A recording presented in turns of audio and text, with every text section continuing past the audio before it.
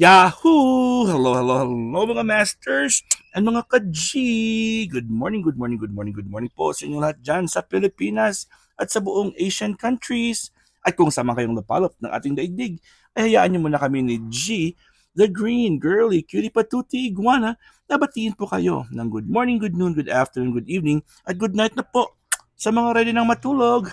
At welcome po sa ating episode ng ating G and Daddy Health and lifestyle tips. Patuloy po tayo sa ating lecture about dandelions. At kahapon po, 2 araw na po tayo nag-dandelion, di ba? So this is the third day na tayo mag-lecture about dandelions. At syempre, ang dandelion po ay maraming benefits talaga.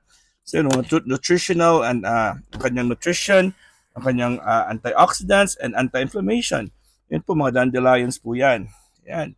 So syempre, isa sa mga benefits po ng dandelion, mga masters, it's highly nutritious. Na-discuss na po natin yan kahapon. And then the second is contains potent antioxidants. Okay, and then number 3 is it may help fight inflammation. Number 4 may aid in blood sugar management. And ang number 5 is may reduce cholesterol and triglycerides, which is ang ating na-discuss kahapon. And bumaba naman ang G natin. Bahala siya dyan. Okay, so let's go sa ating number 6, mga masters. It's number 6 is may lower blood cholesterol. Although some claim that dandelion may reduce blood pressure, studies are limited. Limited lang daw yung kanilang mga studies, pero yun, as we go along. In Western medicine, diuretic medications are used to rid the body of excess fluid, which may help decrease blood pressure levels. Siyempre, diuretic binibigay po nila para po pa-lower yung blood pressure level ng ating katawan, ng ating puso. Okay? One older human study found dandelion to be a very effective diuretic. Ang dandelion na to, mga masters, hindi lang po ito yung dahon na, kasi meron din tayong roots at saka yung kanyang flower. So usually yung flower ginagawang pong tea, diba? At saka yung roots niya. So ito yung pinapakain natin kay G. This is ano naman po, ito yung dahon. Okay? So, yung diuretic na ginagamit po nila is yung ginagawa nilang dandelion tea. Okay? So, the study was brief. Short lang po, ano lang po, mabilis na po yung study nila, but meron silang 70 na tao na nagpo-prove po na yung dandelion tea or ang dandelion ay somehow po diuretic din po, nakakapagpalabas po ng ihi. Okay? So, dandelions also contain potassium. Mataas din potassium level ng dandelion, mga master. A mineral associated with decreased blood pressure in those with previously elevated levels. So, pag mataas na po yung inyong blood pressure level at mag-take ka ng mga potassium na mga supplements or high in potassium na mga gulay or prutas, ay nakakatulong po ito para pababain po yung inyong blood pressure level. Diba? Ang potassium itself kasi nakakatulong po ito sa pag-relax ng ating heart. Thus, this plant may indirectly affect blood pressure due to its potassium content. Notably, this effect isn't unique to dandelion. It applies to potassium sa lahat po ng any potassium-rich na mga food eaten as part of a healthy diet. So hindi lang po dandelion pero may iba't iba pang mga potassium-rich na mga pagkain na somehow, because of the potassium level, ay naglo-lower po siya ng blood pressure. Alright, let's proceed to the seventh. Ang seventh na effect or benefit ng dandelion sa ating katawan is it may promote liver health. Nakakatulong po ito sa liver health. Some animal studies suggest that dandelion extract may protect against liver damage and disease, liver failure. Okay? So liver failure, any kinds of liver damage, makakatulong, may help. Okay, pag sinabing may help, hindi naman lahat, pero may possibility na may makabenefit ka para sa ating liver. Other animal studies have shown that dandelion extract may reduce excess fat stored in the liver. So nakakatulong din po siya sa mga fatty liver at sa mga meron pong problema po talaga sa liver. Ayun, ang dandelion, no? And safeguard against oxidative stress.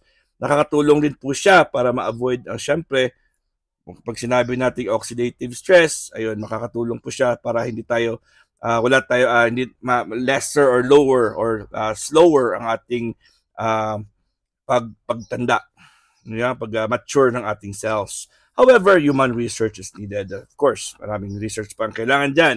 In summary, animal studies indicate that dandelion may protect liver's damage, but more research is needed for humans. Sa mga animals po, kasi syempre mga animals, di ba, mas complicated po yung katawan ng tao.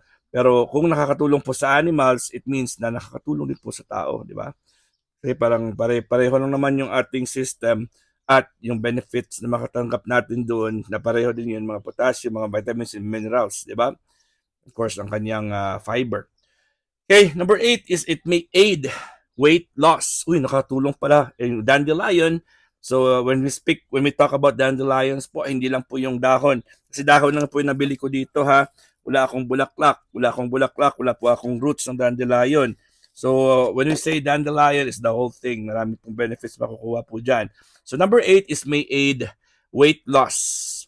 Some research indicate that dandelions and their compounds may support weight control. Nakakatulong rin po para magbawas, mag-control ng ating weight. Though the data isn't conclusive, o syempre natural, ganun lang talaga yung sasabihin nila. Hindi lang talaga complete yung kanilang, o hindi talaga hindi pa nila ma-close yung information kasi undergoing pa rin yung kanilang mga studies. Okay? One study in mice, sa mga daga naman po sila, suggests that dandelion's ability to improve carbohydrate metabolism and reduce fat absorption may lead to weight loss. Ayan po, ginagawa po ng dandelion, pag meron kang dandelion na kinain sa iyong diet, ay ini-improve niya po ang pag-metabolize ng carbohydrates. So, pag kumakain ka ng carbohydrates, mabilis po siyang ma-metabolize and reduce fat absorption. Okay? And may lead to weight loss. Okay, grabe talaga, no? So, hindi lagi ma-absorb ng katawan natin yung fats. So, ang fats po, ilalabas po siya, parang fiber din po siya, na hindi siya ma-absorb ng katawan natin. So, yung mga essential fats lang po siguro yung kanyang ang kanyang i-absorb, pero the rest po yung mga hindi pong pwedeng mga fats ay mabilis po siyang lumabas kasi hindi niya po ina-absorb talaga na reduce niya yung fat absorption. Di ba?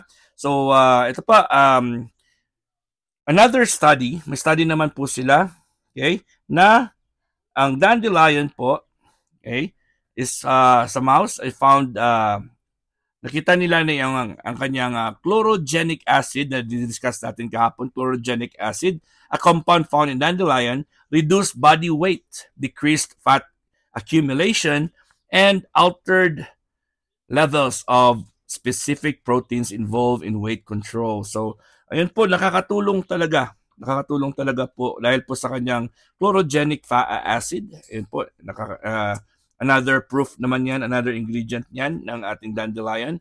Kumbaga nakakatulong talaga sa pagbawas ng weight. Okay, some animal studies, okay, note that dandelion compounds may support weight control, but no human studies have evaluated this effect. Parang yan mangyayari dyan. Okay, number 9 is may have anti-cancer effect. Ito po, number 9 na po tayo mga masters.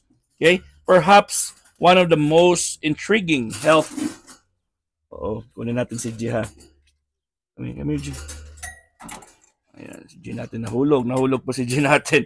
Okay, perhaps one of the most intriguing na health claims about dandelion extract is the potential to prevent the growth of cancerous cells in various organ systems. Okay? So, isa sa mga intriguing niya, yung nakakapag-tulong po talaga siya na hindi mag-grow ang mga cancer or tumor cells. A 4-week study in rats, sa mga rats naman po sila nag-study, showed that administering dandelion root extract, yung kanyang ugat na naman po, root extract, modified specific pathways involved in suppressing the growth of cancer cells sa breast po siya, and growth the growth and spread of breast cancer cells. So mas maganda po siya, pinapadelay niya po yung growth ng cancer cells sa breast.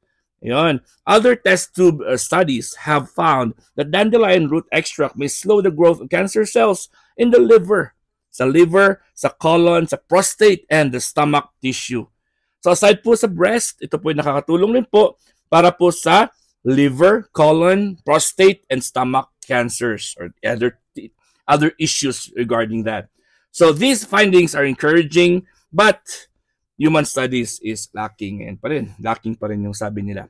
In summary, several test tube studies have determined that dandelion extracts may slow the growth of certain types of cancer. However, research is needed in humans. Pa rin. Ayun. So ako po ay hanggang dito lang muna tayo, number 9. Okay? So maraming salamat po at kita-kits tayo mamaya sa ating premier marathon sa Bahay Kulitan. At ayun, maraming salamat sa inyong love and support. Siyempre, kami po ni G ay very, very happy sa ating mga activities po dito sa ating G and Daddy Health and Lifestyle Tips. Dumarami na po yung nanonood at nagre-replay. At maraming salamat po at na-acknowledge rin po yung effort natin sa pag-prepare, sa pag-present. At syempre, as much as possible po, kinakopy ko. Tingnan niyo po yung description dito sa ating vlogs. Kasi po meron na akong nilalagay dyan ng mga kung gusto nyong basahin. Ha? So English po yan at galing po yan sa internet. So pero pinag-aaralan ko yan muna bago ko i-discuss. Alright, kita-kits tayo alauna ng hapon. Kay Razel Williams po tayo. Mayroon tayong 4 na host mamaya. Philippine time po yan hanggang gabi. At kita-kits tayo. Again, this is your one and only Master and of course, G. Nasa baba na naman. God is great. Yahoo!